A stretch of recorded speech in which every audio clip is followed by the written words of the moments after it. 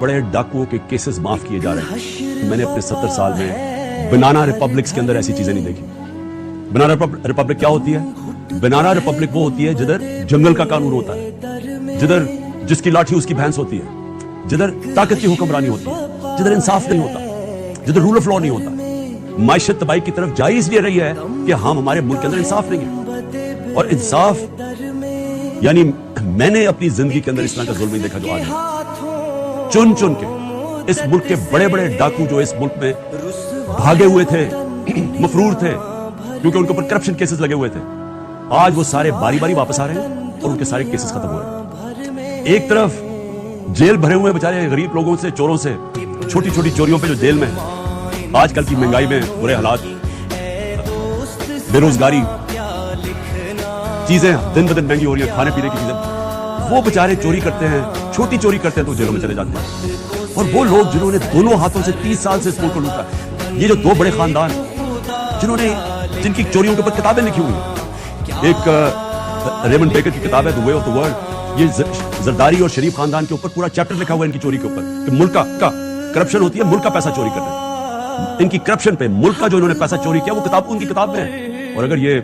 गलत उन्होंने लिखा तो जाके उनके ऊपर सू करें, जिस तरह मैं ये जियो और जियो ग्रुप को सू कर रहा हूँ, दुबई के अंदर भी कर रहा हूँ, अमेरिका में भी कर रहा हूँ और बर्तानिया में भी कर रहा हूँ, क्योंकि वहां के कानून ऐसे हैं कि आप अगर किसी के ऊपर गलत चीज करें, गलत बयानी करें, वहां तो वो बड़ा स्ट्रिक्ट कानून है, तो क्यों नहीं उनको सू करते। और किताब है सूस्किन की वे ऑफ द वर्ल्ड, जिसमें वो बिलावल भुट्टो की वालदा बता रही हैं कि कितने दुनिया के अंदर बाहर के मुल्कों में इनके बैंक अकाउंट्स हैं, वो उस किताब में लिखा हुआ है। सो बीबीसी की डॉक्यूमेंट्रीज बनी हुई है, बीबीसी ने डॉक्यूमेंट्रीज बनाई है शरीफ खानदान और जरदारी खानदान की चोरी के ऊपर। तो इनको सारों को पाक किया जा रहा है।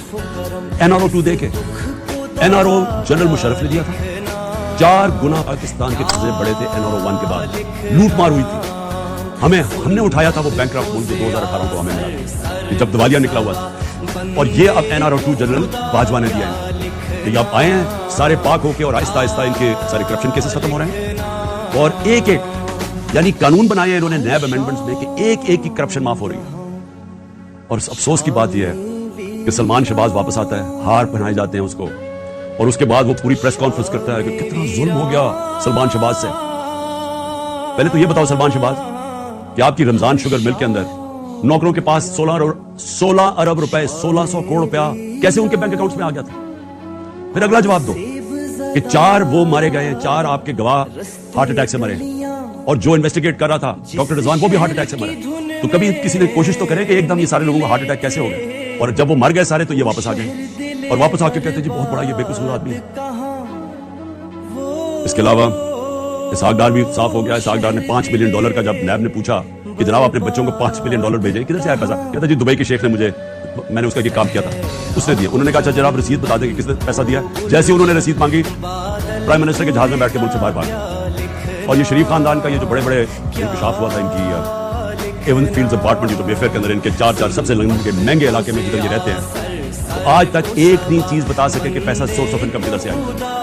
और इसी तरह मुझे अफसोस से कहना पड़ता है कि आज आसिफ जरदारी की बहन, वो सारे अगर सिंध के अंदर जाके पूछ लें कि वो जिधर भी कट आता है वो किधर जाता है, वो जरदारी माफिया के पास जाता है, तो वो भी माफ हो गया, जरदारी भी माफ, तो ये सब बच जाएंगे। और मैं ये अपनी कौम को आज बताना चाहता हूं कि मैं आपसे नहीं 26 साल से ये चीजें कह रहा था। 26 साल से मैं कहता जा रहा था कि क्योंकि पाकिस्तान में कानून की हुक्मरानी नहीं है इसलिए करप्शन है, क्योंकि कानून की हुक्मरानी नहीं है इसलिए कब्जा ग्रुप है। क्यों नहीं अमेरिका में कब्जा ग्रुप, क्यों नहीं यूरोप में कब्जा ग्रुप, क्यों नहीं लंदन में किसी के जो बेचारे आपके पाकिस्तानी मेहनत करते हैं उनकी जमीनों पे क्यों नहीं कब्जे होते? पाकिस्तान में आते हैं तो क्यों होते हैं? क्योंकि यहाँ ताकत की हुक्मरानी है। और ये है जंग हमारी कौम के लिए। नौजवानों, ये जंग हम लड़ रहे हैं, इंसाफ की तहरीक